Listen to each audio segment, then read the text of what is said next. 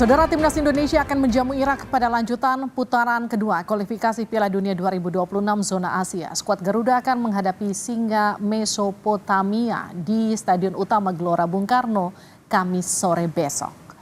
Kita lihat Sinteyong tampaknya akan tetap memakai formasi 3-4-3, di mana lini serang akan diisi oleh Marcelino Ferdinand, Rafael Struijk, dan juga Ragnar Oratmangun. Lalu di lini tengah akan diisi oleh Asnawi, Ivar Jenner, ada juga Tom Haye dan juga Sein. Sementara lini belakang akan dibentengi Rizky Ridho, Jay Izes, dan juga Jordi Amat.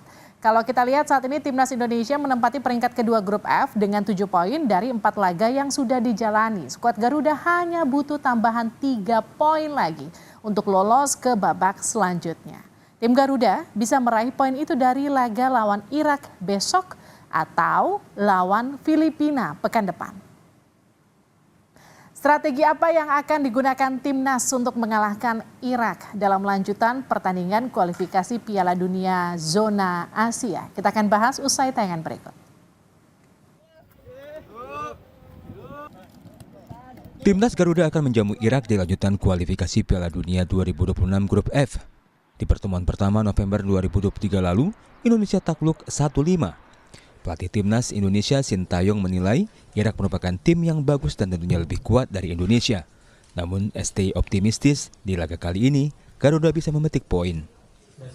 ST berharap Jordi Amat dan kawan-kawan bisa bermain dengan lebih percaya diri, terlebih tampil di hadapan puluhan ribu supporter di Stadion Utama Gelora Bung Karno.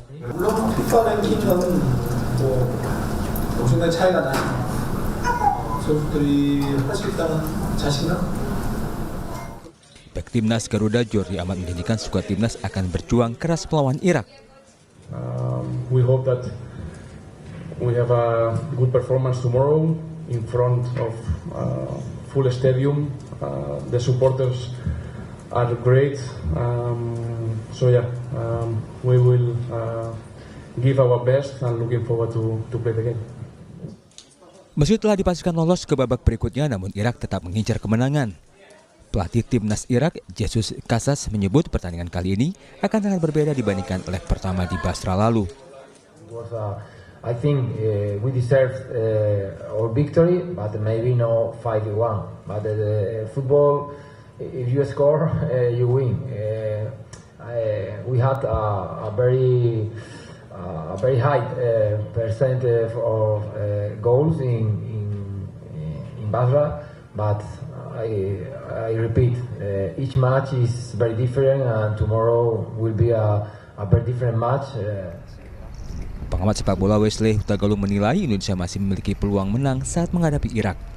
Wesley berharap Indonesia dapat bermain lebih menyerang karena kini memiliki amunisi pemain yang bagus di lini depan seperti Ivar Jenner dan juga Ragnar Oratmangun. Sedangkan lini pertahanan harus lebih fokus mengantisipasi serangan Irak. Kemampuan Irak memainkan bola-bola sayap dan bola-bola silangnya, bola-bola crossing itu pasti akan menjadi ancaman. Waktu lawan Tanzania kan itu menjadi PR kita. Nggak boleh kita sering-sering melakukan bola-bola silang crossing ketika Irak dengan kebiasaan mereka dan kemampuan mereka itu akan menjadi ancaman buat kita ketika serangan kita, bola-bola silang kita gagal, lalu mereka melakukan serangan balik. Kita berkali-kali memperlihatkan bahwa serangan balik kita harus benar-benar mewaspadai gerakan dua pemain kita di tengah maupun serangan balik kita, serangan balik lawan itu dua-dua itu menurut saya Ivar Jenner dan Nathan itu adalah kunci. Nah, untuk lolos ke putaran ketiga, timnas Garuda hanya membutuhkan 3 poin tambahan atau 1 kemenangan dari 2 laga tersisa. Setelah menjamu Irak, timnas akan menghadapi Filipina di laga terakhir. Tim Liputan Kompas TV. Saudara, bagaimana peluang timnas Garuda menang lawan Irak besok? Kita akan perbincangkan ini bersama dengan pengamat sepak bola Anton Sanjoyo. Bung Joy, selamat malam. Selamat malam. Bung Joy, ini kan Indonesia terakhir kali menang lawan Irak sekitar 24 tahun lalu di tahun 2000 di Piala Kemerdekaan. Kalau Bung Joy sendiri melihatnya peta kekuatan Indonesia kali ini seperti apa? Ya, level permainan Indonesia kan sebetulnya secara umum sudah membaik ya. Yang timnas maupun yang U23. Tapi permainan U23 ini menurut saya jauh lebih menarik. Meskipun juga kalah kan waktu di Piala Asia U23. Tapi yang seniornya ini memang kali terakhir pertemuan, bahkan pertemuan terakhir itu di Piala Asia kan kalah 3-1 juga. Tapi permainan itu bagus. Artinya salah satu pertandingan terbaik di Piala Asia adalah Indonesia ketika bertemu Irak ya, ketika itu bermain di Qatar, dan Indonesia bisa mencetak 1 gol lewat Marcelino. Dan kelihatan betul bahwa ketika melawan Tanzania kemarin, meskipun statusnya adalah training match, tapi memang kelihatan ini tim udah lama nggak kumpul. Lalu kemudian memang berantakan banget lah memang. Dari 11 pemain 10 juga diganti kan, memang Sintayong mencoba formasi lagi, mencoba beradaptasi lagi dengan tim. Tapi backbone tim ini sebetulnya ada. Dan saya sih optimis ya bisa meraih 1 poin lah paling enggak. Kalau menang memang rada susah, agak berat karena Irak meskipun sudah lolos, mereka kan harus jaga koefisien poin FIFA-nya. Kalau kalah dari Indonesia tuh mereka dropnya banyak gitu. Dan Indonesia kalau bisa menang, itu poin FIFA-nya tuh banyak sekali. Jadi tentu saja Irak tetap menjaga momentum karena terakhir mereka tetap akan melawan Vietnam di Basra. Jadi harusnya sih ini pertandingan menjadi seru karena Indonesia bagaimanapun juga sekarang cukup disegani meskipun harus membuktikan di tim senior. Oke. Dan ini yang belum bisa dibuktikan oleh Sintayong. Bung Joy, kalau tadi Bung Joy nyinggung soal poin, Indonesia kan sebenarnya butuh tinggal 3 poin lagi ya untuk lolos ke babak ketiga. Saat ini kan ada di posisi kedua klasemen di bawah Irak. Kalau hitung-hitungan Bung Joy tadi, mungkin akan dapat sekitar 1 poin, 1 gol katakanlah. Berapa skor yang kemudian dibutuhkan untuk bisa lolos dengan mengumpulkan 3 poin itu? Kalau 3 poin saya rasa Indonesia akan ambil lawan Filipina ya. Melawan Irak ini menurut saya test case saja. Apakah tim ini sudah betul-betul solid setelah sekian lama mereka tidak kumpul bareng. Untungnya ada sejumlah pemain U23 yang sekarang kumpul di timnas senior. Jadi mereka sebetulnya bisa menjadi backbone yang bagus ya untuk timnya Sintayong. Nah persoalannya adalah apakah pemain-pemain yang kemudian baru bergabung, Jai juga kan kayaknya baru bergabung hari ini. Jadi memang butuh penyesuaian nih dia. Apakah bisa langsung tune in gitu loh, meskipun pemain kelas Liga Italia, tetapi tetap dia butuh waktu untuk tune in dengan tim. Kemarin hampir semua pemain yang datang dari Eropa, Shane Patiyama, Struijk, siapapun itu memang kelihatan belum padu dengan tim, gitu loh ya, bisa dimaklumi karena mereka kan lama nggak kumpul bareng.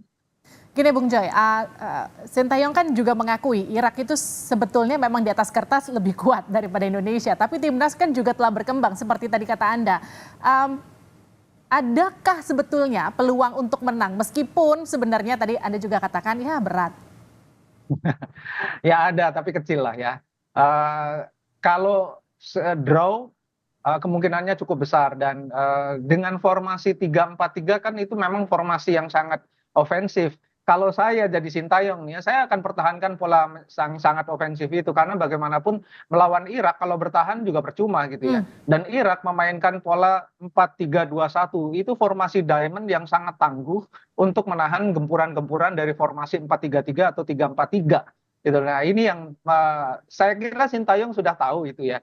Dan ketika terakhir di Piala Asia kan memang Irak sangat mendominasi, Indonesia bisa cetak 1 gol, tapi dominasi permainan itu ada pada Irak. Tapi sekarang menurut saya konstelasinya agak berubah karena tim Indonesia ini meskipun menurut saya masih berantakan kemarin, tapi 2-3 hari ini pasti sudah semakin solid. Sayangnya memang tidak ada waktu lagi untuk bertanding secara kompetitif. Dan Irak pun menurut saya juga sudah agak tidak terlalu ngotot ya, meskipun dia tetap tidak mau kalah lah pasti ya. Tetapi memang konstelasinya berubah. Indonesia punya peluang lah untuk menang meskipun tidak banyak ya, mungkin sekitar 30 atau 35%. Tapi bukan tidak mungkin kan. Kalau draw menurut saya aman karena lawan Filipina saya yakin Indonesia bisa menang dan masuk ke putaran ketiga. Kalau masuk ke putaran ketiga itu potensinya untuk bisa lolos bahkan lebih besar kan. Sekarang jatah Asia ini 8+1. Gitu loh. Jadi Indonesia masih punya kesempatan untuk maju ke putaran-putaran berikutnya kalau lolos ke putaran ketiga.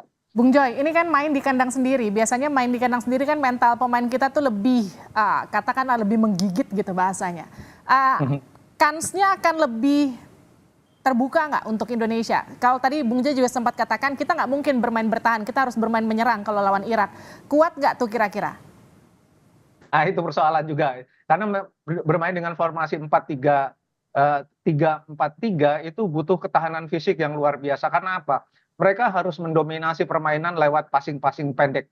Nah, itu yang menurut saya kemarin tidak kelihatan. Bahkan pertahanan Indonesia itu kemarin sempat 2 kali kena passing through pemain-pemain Tanzania. Ini yang sangat berbahaya karena pemain Irak jauh lebih tangguh daripada Tanzania. Jauh lebih atletis dan secara fisik mereka kelihatan lebih bugar ya. Nah, ini yang jadi persoalan. Kalau main menyerang, cukup nggak VO2 max-nya untuk bermain full, determinasinya tuh tinggi terus selama 90 menit. Nah, ini yang jadi PR besar bagi Indonesia. Makanya saya tidak terlalu optimis, meskipun saya cukup yakin Indonesia bisa melawan dengan bagus sekali ya terhadap Irak. Dan 1 poin saya rasa itu sudah sangat bagus. Kalau bisa menang itu mukjizat. Tapi kalah pun kan nggak malu-maluin gitu loh, lawannya Irak. Jadi menurut saya main lepas aja, dan bakat main lepas itu Sintayong punya. Ketika bermain dia melatih U23 kan lawan Jordania itu salah satu yang terbaik. Betul. Gitu loh. Bisa keluar semua kemampuannya. Harusnya sih tim ini yang lebih senior harusnya sih bisa bermain lebih enjoy, karena kalah lawan Irak tuh bukan aib gitu loh. Jadi main lepas aja, kalah pun tidak apa-apa, karena publik Gelora itu saya tahu betul. Lawan Korea tahun 2007 saya hadir, itu kalah pun kita standing ovation. Oke. Jadi nggak ada masalah dengan kekalahan. Tapi kalau tidak kalah itu jauh lebih bagus, dan 1 poin udah yakin lah lolos ke putaran ketiga. Bung Joy tadi kan sempat juga singgung soal katakanlah harmonisasi antar pemain ya Bung Joy. Kalau kita tahu kan beberapa pemain di timnas senior ini kan juga limpahan dari timnas U23 kemarin. Ini kira-kira Betul. mereka bisa bermain balance nggak besok? Nah, ini yang justru saya berharap Marcelino, Pratama itu akan menjadi motor ya, di depan strike juga akan menjadi motor. Tetapi memang persoalan penyelesaian akhir ini masih menjadi isu di timnas senior. Kemarin Indonesia paling tidak ada 2 peluang bersih banget ya. Saya nggak bisa jadi gol. Karena itu kalau bisa jadi gol itu jadi bekal kepercayaan diri. Nah, pemain-pemain yang udah lama bergabung dengan U23 dan senior ini yang seharusnya bisa menjadi motor. Karena yang lain menurut saya yang di timnas senior ini memang kemampuan mereka di atas rata-rata.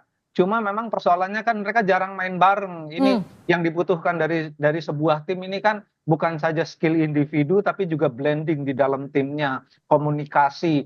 Lalu kelihatan betul kemarin determinasinya tuh nyaris nggak ada ya. Harusnya sekarang sih keluar semua determinasi. Determinasi yang saya maksud misalnya begitu kehilangan bola dia ambil lagi. Nah, itu yang tidak pernah diperlihatkan oleh tim senior secara baik. Nah, tim Irak ini saya lihat dalam beberapa pertandingan itu mereka determinasinya luar biasa. Kehilangan bola langsung diambil lagi. Oke. Kehilangan bola langsung balik ke perimeternya. Ini yang tidak harus dilakukan oleh Indonesia. Artinya bermain lepas aja. Kita juga punya PR bagaimana kemudian harmonisasi antara mereka yang jarang main bareng, katakanlah belum klop banget, tapi kita nantikan supaya besok di pertandingan mereka bisa lebih kompak lagi, bisa main lebih lepas, sehingga ya minimal kalau kata Bung Joy tadi bisa dapat skor 1 poin ataupun bisa main imbang, begitu kira-kira ya? Iya, mudah-mudahan sih determinasinya keluar, lebih kompak, itu 1 poin saya rasa bagus sekali. Terima kasih Anton Sanjoyo, Bung Joy sudah bergabung bersama kami di Sapa Indonesia Malam, sehat-sehat selalu.